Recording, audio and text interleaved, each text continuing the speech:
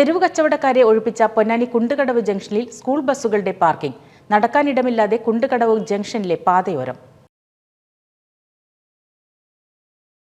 കാൽനട യാത്രക്കാർക്ക് പ്രയാസമുണ്ടാവുമെന്ന കാരണത്താൽ തെരുവ് കച്ചവടം പൂർണ്ണമായും അവസാനിപ്പിച്ച പൊന്നാനി കുണ്ടുകടവ് ജംഗ്ഷനിലെ പാതയോരത്താണ് സ്കൂൾ ബസ്സുകളും ട്രാവലറുകളും ചരക്ക് ലോറികളും കൈയടക്കിയത്.